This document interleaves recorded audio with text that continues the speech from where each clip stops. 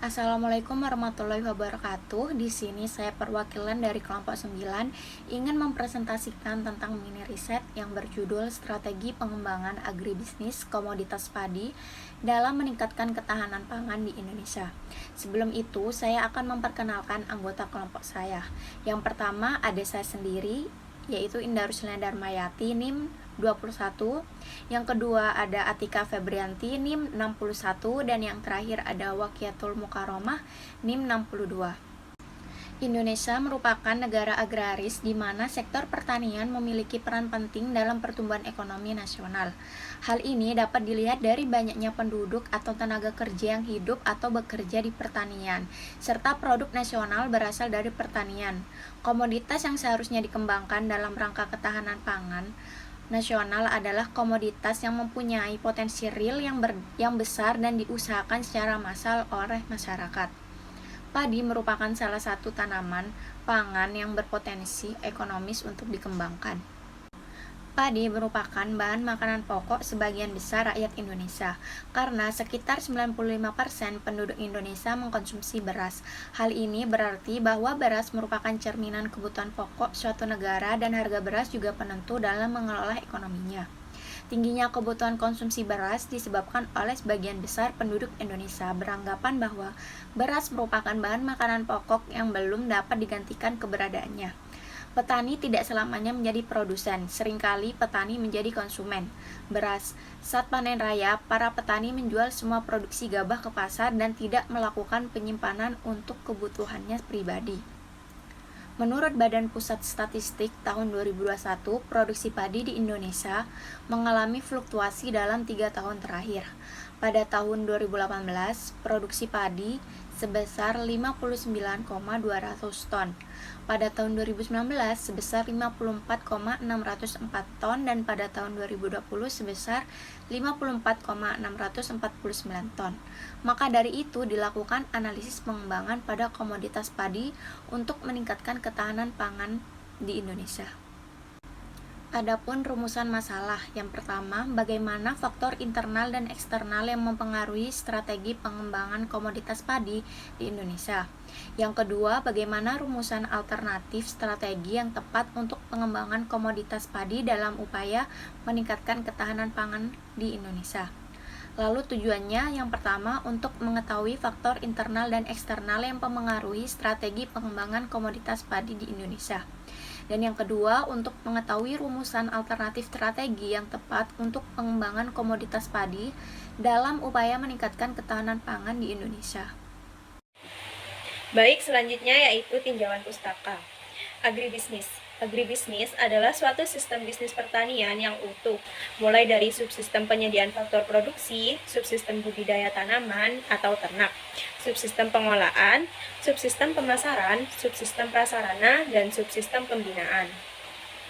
Masing-masing subsistem dalam sistem agribisnis memiliki hubungan saling ketergantungan. Kegiatan dalam suatu sistem dapat terlaksana dengan baik dan lancar jika kegiatan dalam subsistem yang lain menunjang atau mendukung kegiatan tersebut. Selanjutnya yaitu komoditas padi. Komoditas padi, tanaman padi, merupakan tanaman penting yang menjadi makanan pokok lebih dari setengah penduduk dunia karena mengandung produksi yang diperlukan oleh tubuh. Kandungan karbohidrat padi sebesar 78,9%, protein 6,8%, lemak 0,7%, dan lain-lain 0,6%. Padi merupakan komoditas tanaman pangan penghasil beras yang memegang peranan penting dalam kehidupan ekonomi Indonesia. Selanjutnya, analisis SWOT.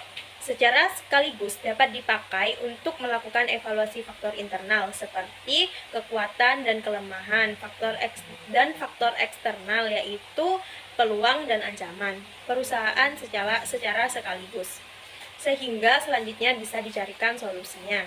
Strategi pengembangan dapat mempengaruhi kegiatan pada waktu lama atau dalam jangka panjang, karena sifat dari strategi pengembangan ini lebih berorientasi pada masa depan. Strategi pengembangan memiliki kegunaan atau fungsi untuk merumuskan dan mempertimbangkan faktor internal dan faktor eksternal yang dihadapi oleh perusahaan. Selanjutnya yaitu penelitian terdahulu. Dalam penelitian Aji et al. Tahun 2014 yang berjudul Strategi Pengembangan Agribisnis Komoditas Padi dalam meningkatkan ketahanan pangan di Kabupaten Jember, di mana menggunakan alat analisis SWOT untuk menentukan alternatif strategi yang dapat dilakukan oleh pemerintah. Selanjutnya yaitu penelitian. Lokasi penelitian ini terletak di Indonesia. Sumber data yaitu data sekunder. Untuk pengumpulan data menggunakan non-probability sampling dengan metode purposive sampling, di mana sampel yang digunakan adalah petani padi di Indonesia. Yang terakhir yaitu alat analisis data yang menggunakan analisis SWOT. Di sini saya akan melanjutkan tentang hasil dan pembahasan yang membahas tentang faktor internal dan eksternal yang mempengaruhi strategi pengembangan komoditas padi di Indonesia. Yang pertama, faktor internal. Analisis lingkungan internal digunakan untuk mengidentifikasi kekuatan dan kelemahan yang dimiliki dalam kerangka pengembangan usaha tani padi di Indonesia. Yang meliputi kekuatan. Yang pertama adalah luas lahan, di mana untuk pengembangan usaha tani cukup besar. Kemudian, teknis pemeliharaan tanaman padi sawah yang baik. Yang ketiga, tersedianya petani dan petugas yang terampil. Yang terakhir adalah tersedianya panduan budidaya padi sawah dan adanya kelompok tani. Sedangkan pada kelemahan atau weakness meliputi yang pertama adalah manajemen usaha tani masih rendah. Yang kedua, kualitas atau mutu produk belum terjaga. Yang keempat, modal petani terbatas dan penggunaan benih yang belum bersertifikat, serta sarana dan prasarana yang masih terbatas. Selanjutnya, untuk faktor eksternal. Analisis lingkungan eksternal digunakan untuk mengidentifikasi peluang dan ancaman yang dimiliki dalam kerangka pengembangan usaha tani padi di Indonesia. Untuk peluangnya meliputi tersedianya program perkembangan berkelanjutan, permintaan beras semi organik meningkat, perkembangan teknologi informasi, dan tumbuhnya kesadaran konsumen terhadap produk yang bermutu dan aman untuk dikonsumsi. Sedangkan untuk ancamannya sendiri meliputi persaingan dengan beras non-organik. Yang kedua, adanya serangan hama dan penyakit pada tanaman. Yang ketiga, tingginya alih fungsi lahan pertanian yang produktif. Dan yang keempat, pengembangan komoditi lain yang dianggap lebih kompetitif dan suku bunga dan biaya bank yang tinggi. Selanjutnya, pada rumusan alternatif strategi yang tepat untuk pengembangan komoditas padi dalam upaya meningkatkan ketahanan pangan di Indonesia, yaitu dengan menggunakan salah satu analisis yang digunakan adalah analisis SWOT, di mana analisis SWOT ini merupakan suatu metode yang menganalisis tentang kekuatan, kelemahan, peluang, dan ancaman dalam hal yang berada di bidang pertanian. Berdasarkan hasil perhitungan matriks IV secara prioritas, faktor kekuatan yang mempengaruhi perkembangan usaha tani padi di Indonesia. Hasil matriks IV diperoleh nilai indeks kumulatif 3,73. Faktor kelemahan yang terbesar adalah sarana dan prasarana yang masih terbatas dengan nilai skor 0,25. Sedangkan dari berbagai kekuatan yang ada, luas lahan untuk pengembangan usaha tani cukup besar, yang menjadi kekuatan petani padi yang paling besar dengan nilai skor sebesar 0,77. Bisa dilihat dari gambar, matriks EV, petani padi Indonesia diperoleh nilai indeks kumulatif 3,82.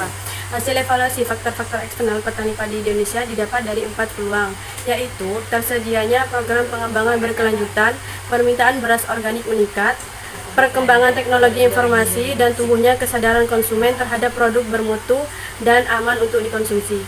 Sedangkan permintaan beras organik meningkat dapat memberikan peluang yang besar dengan nilai skor paling besar yaitu 0,80. Sedangkan untuk ancamannya, yang paling besar adalah adanya serangan hama dan penyakit tanaman sehingga nilai skornya mencapai 0,80. Bisa dilihat dari gambar, untuk strategi pengembangan, hasil analisis menunjukkan bahwa strategi pengembangan usaha tani padi di Indonesia memiliki faktor kekuatan internal dan faktor peluang eksternal yang besar sehingga dapat memanfaatkan peluang yang ada. Berdasarkan kondisi tersebut, kuadran analisis SWOT berada pada posisi kuadran 1, di mana strategi yang dapat diterapkan adalah mendukung kebijakan pertumbuhan yang agresif. Cukup sekian presentasi dari kami, kurang lebihnya mohon maaf.